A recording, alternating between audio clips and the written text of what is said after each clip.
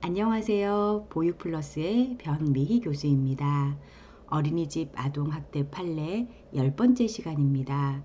이번 시간에는 보육교사의 행위에 대해서 신체적 학대와 정서적 학대로 판단된 부분도 있고 무죄로 판단된 부분도 있는 복합적인 사례에 대해서 말씀드리도록 하겠습니다.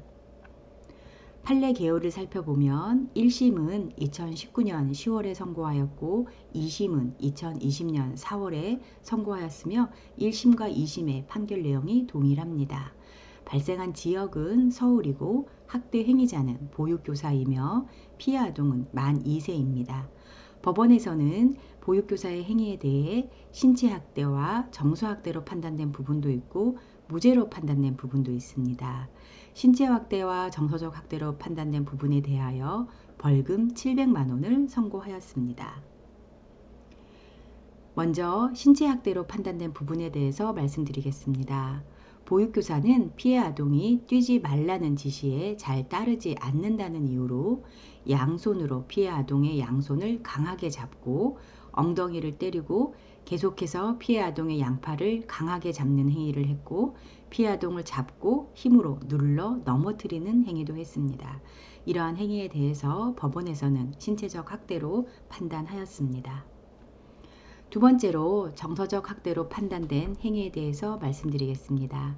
교사는 피해 아동이 울고 있는 것을 양손을 잡고 달래보아도 피해 아동이 울음을 그치지 않는다는 이유로 피해 아동의 생일 파티를 위해 붙여놓았던 현수막과 풍선을 화가 난 모습으로 갑자기 뜯어내어 이를 본 피해 아동이 놀라서 더욱 울게 만들었습니다. 이러한 행위에 대해서 법원에서는 정서적 학대로 판단하였습니다. 이와 같이 신체적 학대와 정서적 학대로 판단된 부분에 대해서는 벌금 700만 원이 선고가 되었습니다. 지금부터 살펴볼 사례는 무죄로 판단된 사례인데요. 공소 사실을 먼저 말씀드리도록 하겠습니다. 어린이집에서 다른 아동들의 경우 식판에 점심을 담아주어 먹도록 한 반면 피해 아동 B의 경우 자신의 차례가 오자 피고인 앞에서 피고인이 식판에 점심을 담아주는 것을 기다렸으나 피고인이 손으로 피해 아동의 몸을 콕 찌르자 피해 아동이 움찔하고는 다시 제자리로 돌아가게 함으로써 점심시간임에도 불구하고 피해 아동에게만 점심을 제공하지 아니하였고 점심시간이 끝날 때까지 피해 아동으로 하여금 아무것도 먹지 못한 채 혼자 그대로 남아있도록 방치하였다라고 제시를 하면서 이 부분에 대해서 정서적 학대와 방임으로 이렇게 공소를 했습니다.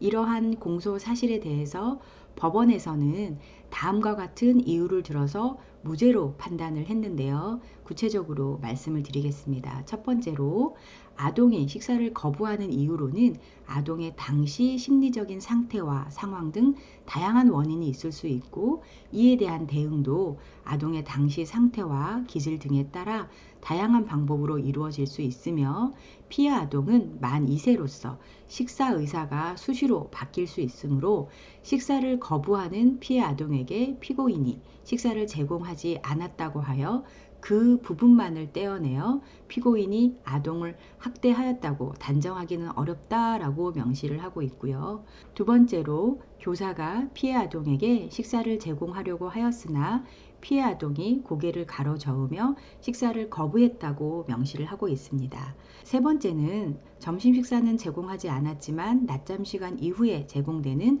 오후 간식을 피해 아동에게 제공했다는 점을 명시를 하고 있고 마지막으로 식사를 거부하는 아동에게 강압적으로 식사를 강요한다면 아동이 식사에 대한 강한 거부감이 생길 여지도 배제할 수 없다고 명시를 하고 있습니다. 따라서 법원에서는 보육교사의 이러한 행위가 최선의 보육 방법이 아닐 수는 있어도 피해 아동을 정서적으로 학대하였거나 방임하였다고 보기에는 어렵다. 그래서 무죄로 판정한다. 이렇게 명시를 하고 있습니다. 본 판례를 통해 법원에서는 어린이집 아동학대 사건을 판단할 때 다양한 요소를 고려한다는 것을 알 수가 있습니다. 먼저 영유아의 발달 특성을 고려하고 있습니다. 만 2세 영아는 식사 의사가 수시로 바뀔 수 있다라고 명시를 함으로써 발달 특성을 고려하는 것을 알 수가 있습니다. 두 번째로 맥락을 고려하고 있습니다. 교사가 영아에게 점심을 제공하지 않았다라는 점뿐만 아니라 영아의 식사 거부 의사와 또 낮잠 시간 이후에 영아에게 제공된 오후 간식, 이러한 맥락을 고려해서 판단하였다는 점입니다. 바람직한 식사 지도 방법에 대해서도 명시를 하고 있습니다. 식사 지도를 할 때는 영아의 기질, 심리적 특성, 컨디션 등을 고려해야 하고, 만일 강압적으로 식사를 강요할 경우에 오히려 영아가 식사에 대한 거부감을 가질 수 있다는 점을 명시를 하고 있습니다.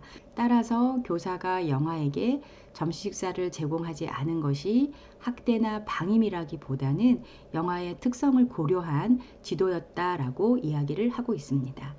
그리고 법원에서는 교사의 이러한 식사 지도가 최선의 보육 방법은 아닐 수 있다라고 명시를 하고 있습니다. 다만 최선의 보육 방법이 아니라고 해서 그것이 꼭 학대는 아니다라고 이야기를 하고 있습니다.